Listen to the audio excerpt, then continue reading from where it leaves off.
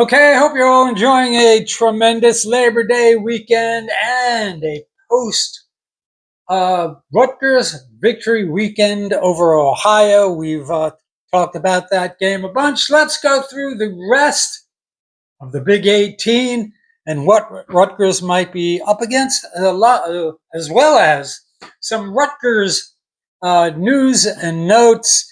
Uh, just a couple brief thoughts on Rutgers uh, win over Ohio, and maybe some.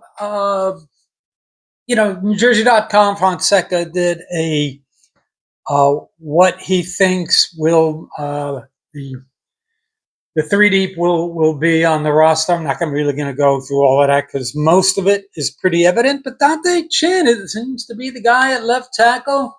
I guess that was the direction that we were heading in with Tyler Needham as a backup, but I think they'll both get a bunch of reps, as will many other positions.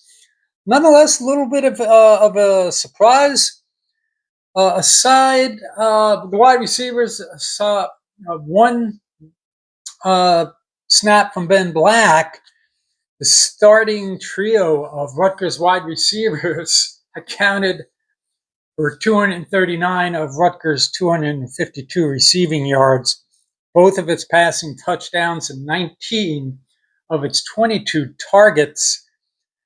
People talking about, okay, is this the best Rutgers wide receiver trio since Kenny Britt, Taekwon Underwood, one of my favorite Rutgers players of all times, along with Brian Leonard and Tim Brown. Honestly, I hope we don't have a Tom Thibodeau rotation in there. Work in some of the young guys, Vernon Allen III, Michael Thomas III, Ben Black, if you can hold on to the ball. So I think the wide receiver room is pretty well set. It's a matter of how many snaps, how many targets they're going to get. I don't want to put them at risk for injury, being on the field too much, while at the same time giving some young guys with talent to work into the rotation a little bit. Running back room, to me it was successful. Antoine Raymond was on the field for the first snaps. I guess he's kind of the starter, but everybody has their role. Now, C.J. Campbell, was kind of the change of pace back, although I don't think he's just, it's not a thunder and lightning kind of thing. I think he actually can run inside as well. Jay Sean took some snaps. He'll be involved. He'll probably be more involved in special teams. And I'd like to see Kirk Shiraka throw to the running backs a little more. Talk about this a bunch. Needs to use the tight end and running backs out of the backfield. Nothing breaks the back of a defense more than it's third and long. You complete a screen pass for 20, 30 yards downfield. Colin Weber, Kenny Fletcher both only had one catch each in a game where we saw Ohio tight ends get a couple touchdowns. Doesn't have to be complicated. We'll dump off into a soft spot underneath, and you got your first down or touchdowns. We'll see if Mike Higgins, Logan Blake get any reps, and the reps between Weber and Fletcher were kind of even, and we'll see how the passing game involving the running backs evolves over time. I hope it does. We just can't have a short rotation and keep going to those guys and hope that carries us through every game. Every game is different, and we're going to need some different roads to have success depending on what's going on from game to game. And talked about Doug Blue Eli being out for the year. It's going to be down on Goe and Hughes. Uh, we just have no luck on the defensive injury front. And on the edge, it's going to be Walker, Thompson, O'Neal, and Weaver. They're all going to have approximately the same amount of reps. And, our secondary, I talked about how vulnerable they were. They didn't play well. They struggled. But again, Cam Miller, Juddy Ladd, Kyle Sanders played practically every snap. And Jacoby Henderson, Salama, and Bo Masco rotated into the two cornerback spots. So yes, you could argue they're probably still trying to figure out how they're going to get their reps and their snaps. But I hope we are not locked into a short rotation out of need because of ineffectiveness. All right, let's get to play around the conference. And okay, let's talk Iowa because they're coming up in a few weeks. And our first big test, and this will be a barometer game for the new Rutgers, the Big 12 Rutgers. And this was an interesting game. Kirk Ferentz, 27th season, gets his 205th win, which I think is only, 105 more to go, and Greg Schiano gets to catch up to a program he kind of sees as a consistent winner and a model program. Iowa does beat Albany 34-0, and they take care of business. They do what they have to do against the team that you should beat 34-0. By the way, Kirk Ferentz ties the legendary Woody Hayes. Going into this game, we're thinking, okay, maybe it's not the rock fight we think it's going to be in the past because of our retooled offense and Iowa landing $1 million transfer. Mark Brunowski from South Dakota State was an FCS champion. And he has South Dakota State had a ridiculous 93-20 touchdown to interception ratio.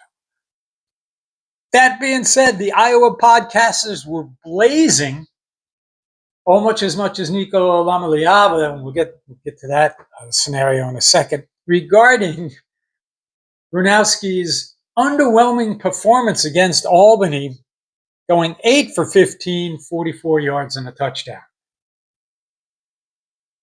Iowa podcasters were saying, the word out of camp was he shouldn't be starting. Apparently, the same thing happened last year, and they were less effective at quarterback than they would have liked to have been, and maybe the Iowa community might be right again this year.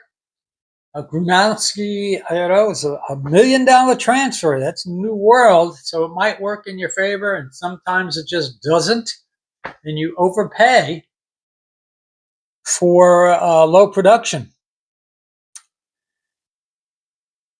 But, once again, Rutgers fans, I wouldn't get too excited about an ineffective quarterback and a Stone Age kind of offense because Iowa rushed for 310 yards.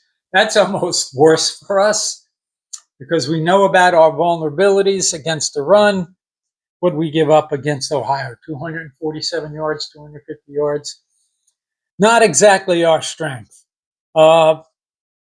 And they were led by freshman Xavier Williams, 122 yards. So Iowa, this game might be the old school rock fight, or maybe Grunowski gets better against us. We'll see how that shakes out.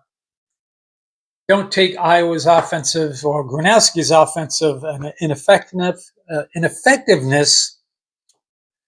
too much to heart.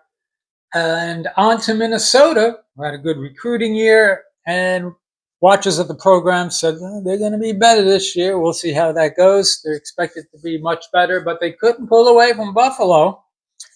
Pulled away late 23-10. Buffalo's usually a pretty good MAC team. We had that loss against them a few years ago. However, they still managed 443 yards to Buffalo's 151, a 9-14 from last year. So, although the scoreboard was kind of tight all game, Minnesota did kind of dominate the game. But, again, they took care of business against a lesser opponent. So, that could be, another one of those games that could go either way. So one to watch out for that you initially might have checked off the box as an automatic win for Rutgers.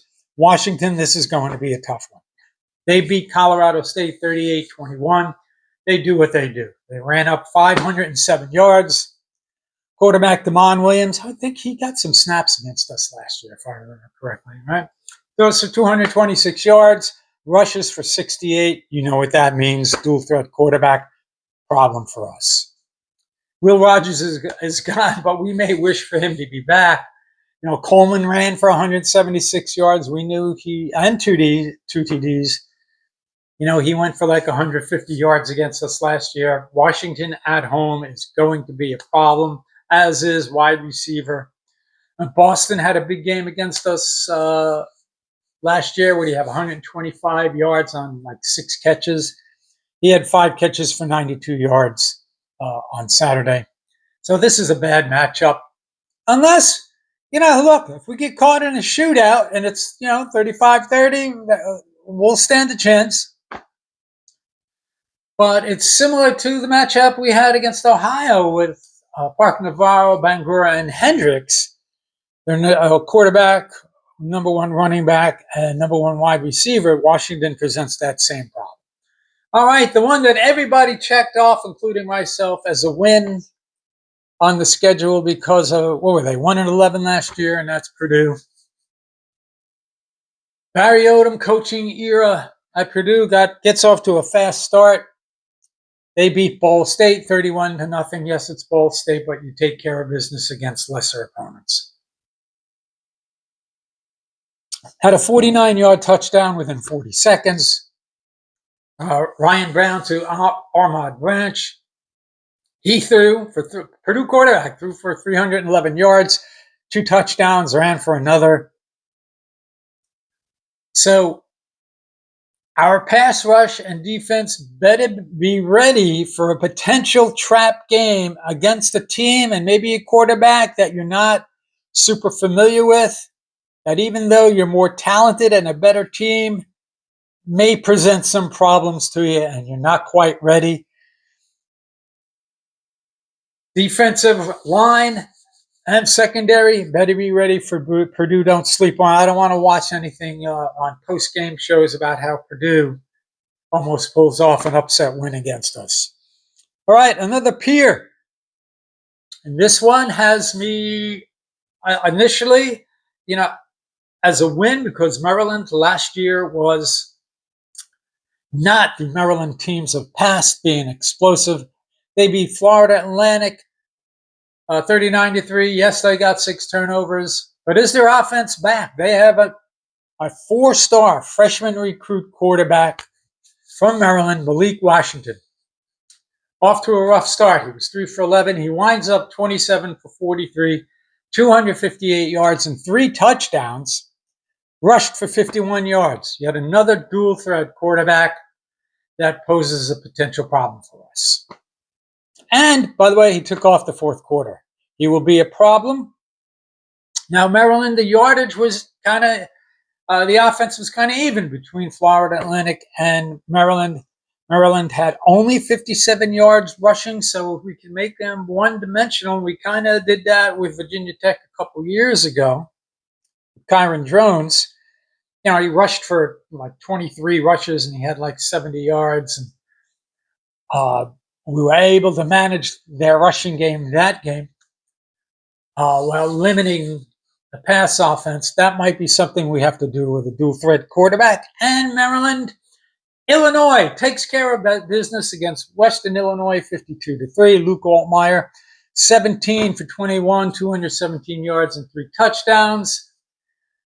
They rushed for 209 yards, and Illinois, Brett Bielema, very well balanced on offense. They have 16 starters returning from last season. That's tied with Arizona, Clemson, and Penn State for most in the nation. It will be no surprise that all those teams will be ranked. And had 18 starters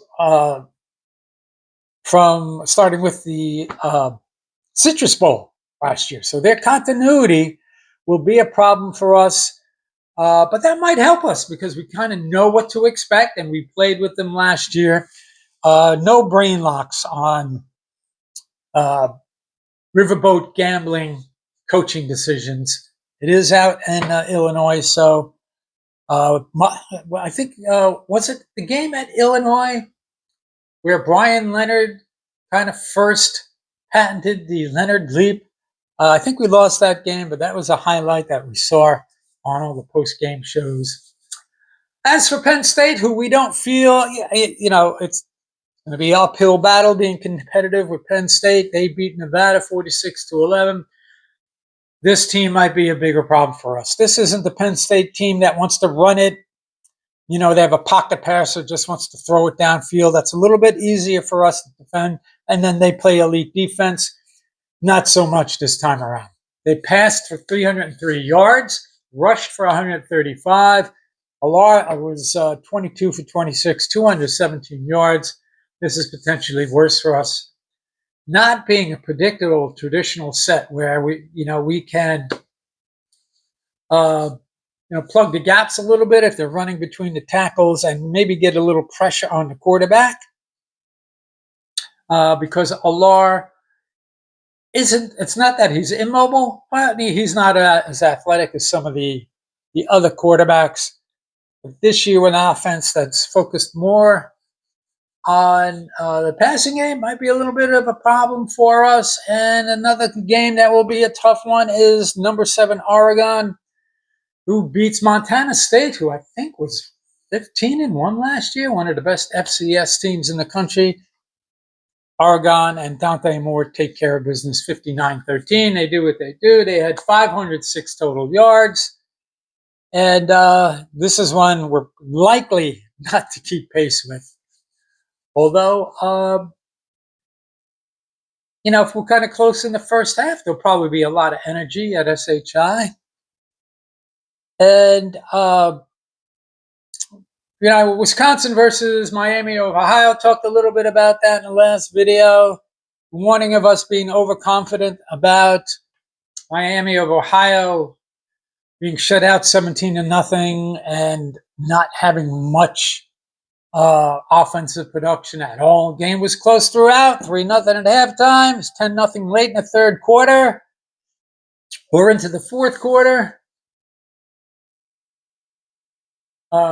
Billy Edwards, he kind of left the game early, but even then, Wisconsin quarterback was only 6 for 13, 68 yards.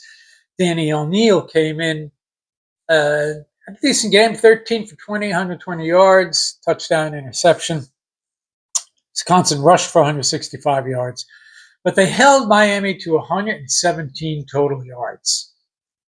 Miami returns 0 starters from a 9-5 team that, won the Arizona Bowl, beating Colorado State 43-17. But offensive ineptness is no guarantee of victory. This could be a scenario where we go in thinking we have an advantage. And like UCLA last year, all the chatter leading up to the UCLA game was how inept they were on offense. It's supposed to be the worst offense in the Big Ten. They ran us off the field. That was really disappointing. Don't underestimate Miami of Ohio. I'm sure Coach Schiano will make them out to be Ohio University. So let's not turn this into a UCLA debacle. And speaking of UCLA. The Nico Lamaliava experiment is already deemed a failure after his controversial departure from Tennessee, because he wanted to be, it was about family and it was about being surrounded by better talent. I don't know about that one. I think we know what's going on there. 11 for 22, 136 yards, touchdown, interception. While Tennessee wins the trade with Aguilar going 16 to 28, 247 yards, 3 touchdowns, to the glee of Tennessee fans and podcasters and fans on X. So much for wanting to be surrounded by a better roster and family. Apparently some of the same issues, overthrowing, just not accurate. Tennessee fans loving that they were right all along about Nico. We'll finish up with Ohio State, Texas. Not really surprised it was a low scoring game. Both offenses were vanilla. A lot of criticism directed at Arch Manning. Ohio State defense getting a lot of love and getting the headlines, but look, Ohio State themselves only had 200 total yards. I mean, that's a pretty good job by Texas, holding the defending national champs to 200 total yards. Good play on a touchdown pass down the middle of the field that was thrown short. And Texas couldn't take advantage in the red zone and near the goal line. But no one talks about this. When your offensive coordinator is Kyle Flood, you're not going to be the most dynamic offense. Now, I'm sure Steve Sarkisian develops the game plan. And, Texas, had some success last year. But when you have a quarterback that's kind of a game manager, you don't have to ask him to do much. You're kind of conservative, short passing game. Quinn Ewers. Some people had him going in the first round. There's no way he was a first-round talent. I thought he was a pretty good college quarterback, but that's about it. But that's all you need those guys to do to win in college, is just have them be game managers, and you can be productive. When you have a thoroughbred, you got to kind of let them run loose a little bit. It didn't work out that way. We'll see how it goes. Texas can still go 11-1. Maybe Ohio State and Texas meet up again at the end of the year in a playoff. Texas will have Texas A&M and Florida, and I believe Georgia are the tough games for them coming up. Nonetheless, in other Rutgers news and notes, a big boy that is defensive lineman Tavion Branch decommits. Look, he had a good offer list and interest, including Florida State, Oklahoma, Penn State, and others. After Florida State beating Alabama, might not be shocked if he recommits to Florida State, but we'll see how that lines up. I think he's a Pennsylvania native, so Penn State likely will be in the hunt, especially this year, a early favorite to win the national title. And other news and notes, Rutgers, Notre Dame, Miami. Watched that game last night. Monterey, spotlighted in the second half. A couple back-to-back plays where he crushes Notre Dame quarterback C.J. Carr and then forcing an intentional grounding. Back-to-back plays. But then, as it is with Rutgers defense, you play well on the down and 2. You got caught in a blown coverage for a big gain, 65-yard touchdown. He gave up 4 catches, 87 yards in coverage, so it's kind of a mixed bag. Corey Heatherman, first half, looked like a defensive genius, while, yes, Chris Ash, looked like Chris Ash. But then Corey Heatherman, and the Miami defense were giving it up late, but they managed to pull off a 27-24. So Corey Heatherman gets the win over Chris Ash and Notre Dame. And other player news, Evan Simon, good for him. Tempo dominating UMass and Joe Harrisimiak 42-10. It was 19 to 25, 248 yards and 6 touchdowns. No, was it Evan? I think my lasting memory of him was at Iowa at home a few years ago at night. Was it Iowa or was that Nebraska? Gets hit. I think he actually had a pretty productive night, but gets hit. Ball floats up in the air. Caught for an interception.